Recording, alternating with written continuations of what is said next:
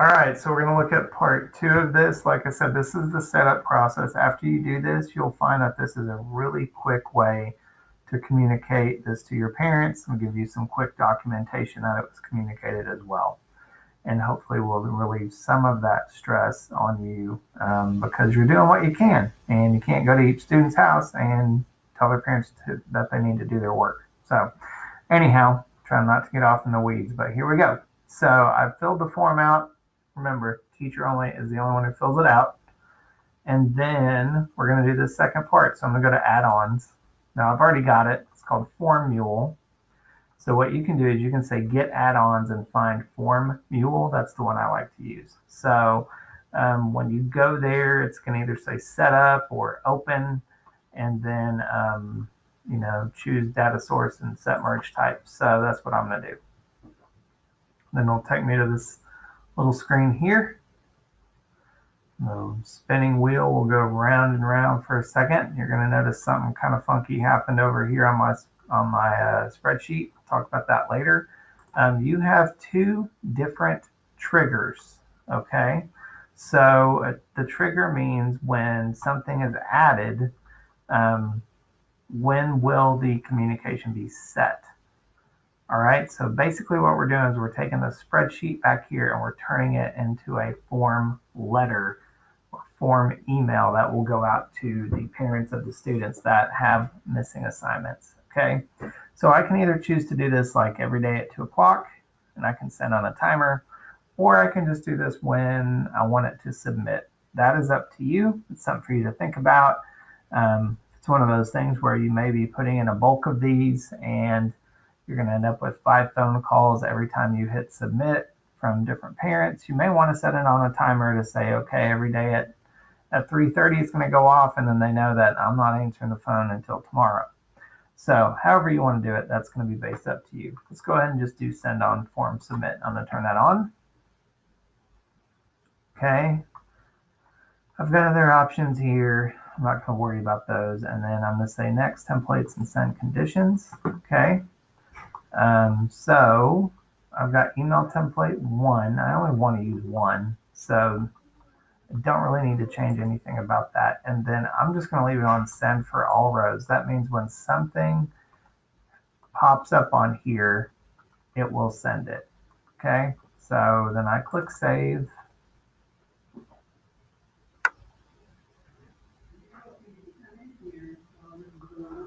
And then I'll click edit templates.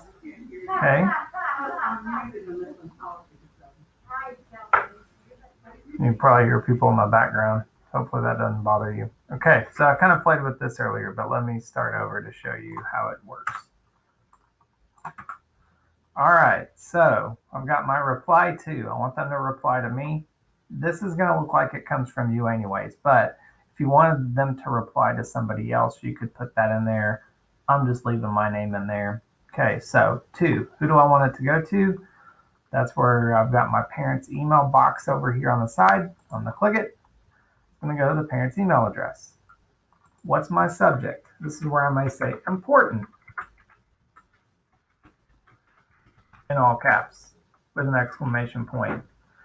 And then I'm going to say the student's first name, student's last name.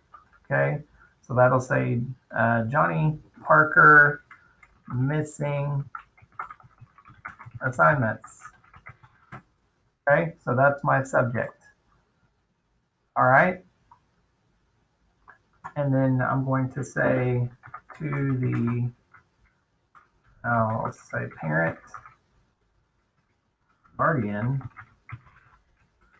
of, and then I'm going to click first, last. Okay. Student's last name, student's first name. Okay. So here's what's weird is I don't want it to say that twice. So I do have to delete it there. I've got to leave in the part where the carets are and the greater than equal sign or less than signs. Okay. So you're going to see me get rid of that part. I know I'm going kind of quick. You'll be able to practice this.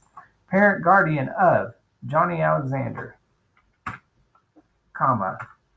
Okay. Then I'm going to say as of, and then I can do the timestamp. Boom. Okay. Once again, I wish it didn't do this part. That's the only part I don't like. As of, and then that'll say like 10/7/2020 at the time. And then you'll say, once again, you can, if you want to use the student's name again, or you can say, your child is missing. And then this is where I'm going to say number of missing assignments. Once again, I know this part, I hate that you have to do this, but you do. Okay. So this would say, as of 10/7/2020 at this time, your child is missing 27, whatever the number is you put, assignments in, and please spell better than I do because I'm awful at spelling. Okay, number of missing assignments in, and then if you want it to say Mr. and Mrs., whatever you want to do.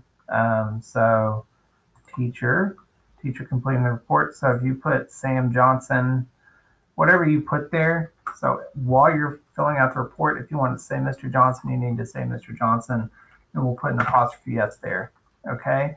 Missing assignments and teachers. And then here's your subject. So that's where we're going to say math or whatever it would say.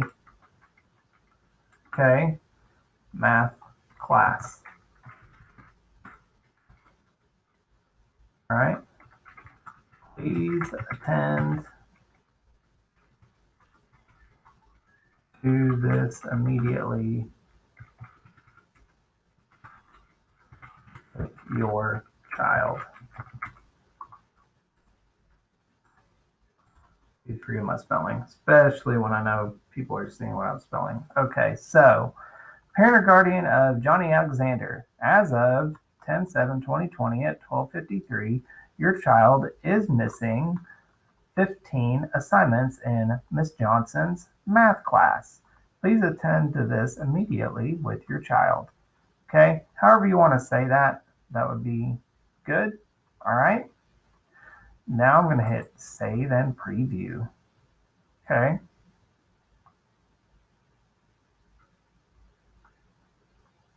And it looks a little bit like, I don't know. I'm not wild about that. So parent guardian of McFetridge Mickey. So let's go back to edit. Students. I see what I did there. So first of all, I need a space. Okay. I thought I did first then last. So I want to change those two. So you can see how easy this is. So instead I'm going to say student's first name, space, student's last name. Okay. And then I want to change that here too. Okay. So I'm going to say student's first name. And once again, I hate that you have to do this part up here, but you do. So student's first name I'm going to get rid of. Okay. And then looks like I still have the student's last name there.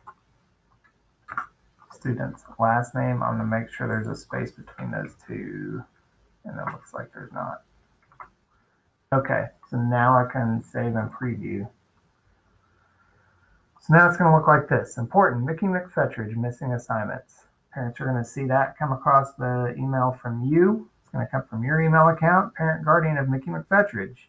As of 10/7/2020 at 12:53.14. I hate that it does that, but it does, and that's fine. Your child is missing 3 assignments in Mrs. Johnson's science class. Please attend to this immediately with your child. Okay, so this time I can say save and send all. And so here's what's pretty cool. When I do that, it'll take me a second. Okay, I get to look at it one more time. I think I'm happy with that. And I'll say send now. It's going to let me know if there's any errors. Boom. And then check out what it did here on my form. So now it said that it was sent. Then you can go to your email if you want to make sure.